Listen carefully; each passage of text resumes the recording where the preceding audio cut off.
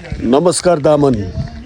हामी दामन पुग्ने क्रममा सूर्योदय भर्खर भएको छ। काठमाडौँ जाने क्रममा यो सिस्नेमा अलिकति पहिरो गएको कारणले त्यहाँ पुलिसले समन्वय गर्दाखेरि यो बाटो दामनको बाटोबाट जानुहोस्, तपाईहरु रोक्नु पर्दैन भनेर हामी यो बाटो हुँदै आइरहेका छौँ। अहिले दामनमा छौँ। यहाँ बिहान पखको मौसम यस्तो छ, यहाँ धेरै चिसो छ।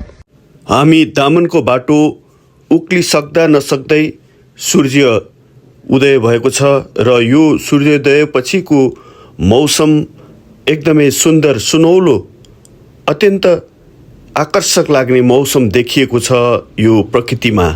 काठमाडौँ चाँडै जानुपर्ने कारण र बाटोमा अब्स्ट्याकलहरू हुन सक्ने सम्भावनाले गर्दा हामी दामनमा धेरै बेर रोकिनौँ, किनकि उकालो सकिने क्रममा थियो र उकालोमा एउटा सानो पहिरो हामीले भर्खर बेहोरेका थियौँ।